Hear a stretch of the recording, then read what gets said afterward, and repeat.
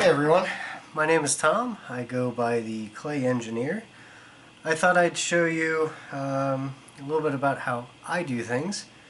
I got all of my instruction online, which many of you might be doing as well.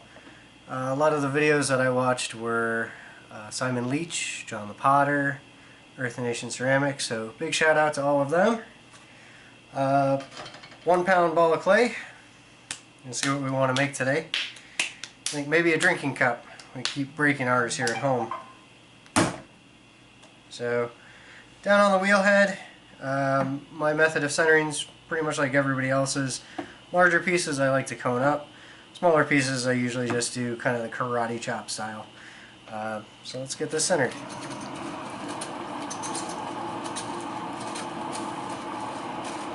Working on just a Shimpo Aspire wheel. That's one of their tabletop wheels. So it doesn't go real fast, it's not real powerful, but it gets the job done, and it's great because I can take it for demonstrations. We live in Ohio. We do a farmer's market every couple of Saturdays in the summertime. We like to take the wheel with us, take some clay with us, and everybody seems to enjoy that there at the farmer's market. So get out there. Show people what you're doing, and that helps generate some interest, whether it's sales or just interest in the art.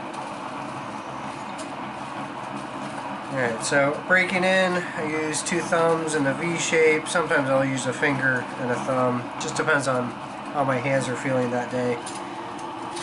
I go down to about a pinky's width, maybe a little bit more shallow. I drag out the bottom to the width we want. Then I take my thumb and my finger, pushing down on my thumbnail, I will flatten out the base. Just moving it back and forth across the base.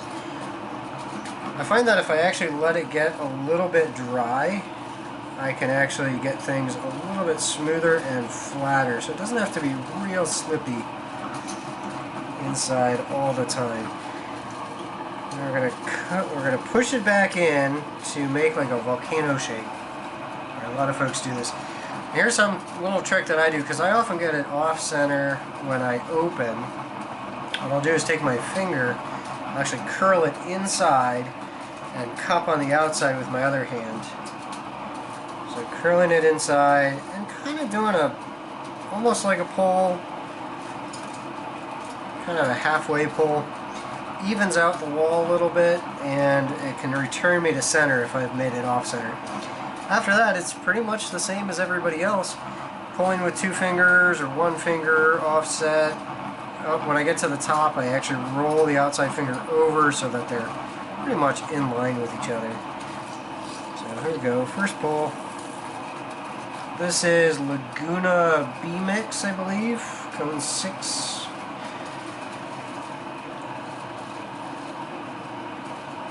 So keeping it in at the top as much as possible. You know, as you're pulling, pushing it in so you're not getting it flared way out. If you get that flare way out, it tends to go way off center, or tends to just lose its structural integrity.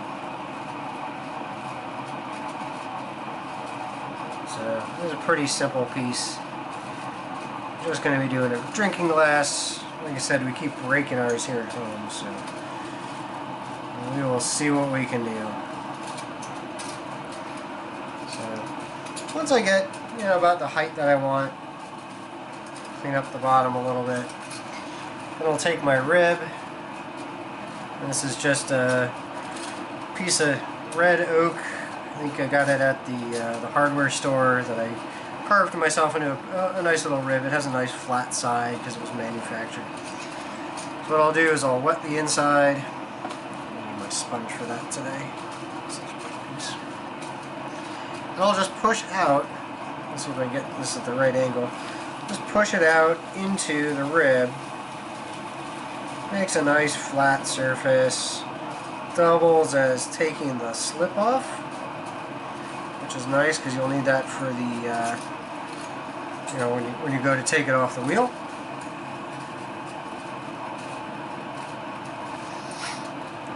It's a pretty simple piece. Drinking glasses in particular, you'll want to make sure that the top is a little bit thinner.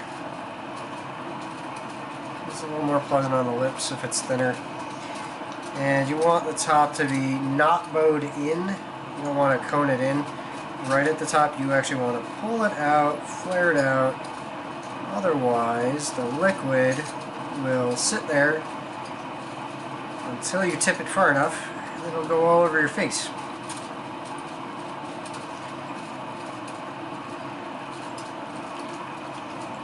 I mean, I guess if you want a gag gift for a friend or something, maybe you make a cup that does that intentionally. I don't know.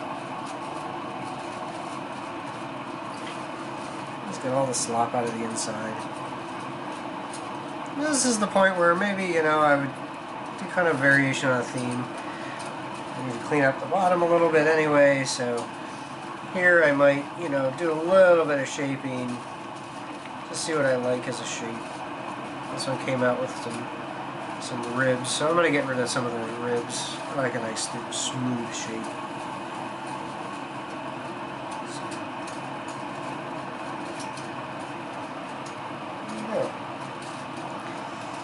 I tend to take the point of my tool, get just underneath. That just helps me get my cutoff wire in there. And just make sure everything is nice and free of slip. This would be the point that if you want to put in any lines or anything like that, you can do so.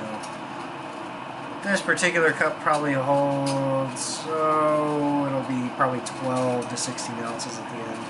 It's actually rather small. But for a pound of clay, this is pretty dense. This is a pretty thick cup. But because it's a drinking glass, because we're actually going to use this as a drinking glass, I'm going to keep it a little bit thick. Mostly because we've used ours. So, cutoff wire is just a braided fishing line. This is actually 3 pieces of fishing line, braided just like you would braid your hair, with some toggles on the end. Keep the wheel moving just a little bit slow. Push it right up against the wheel head, and let the wheel do the trick. Now with the triple braided fishing line, I do find it takes off a fair bit at the bottom, so I keep my bases kind of thick. And at the end of the day, I will I'll either trim or I'll thumb off. So that is that. Thanks for joining me. Take care.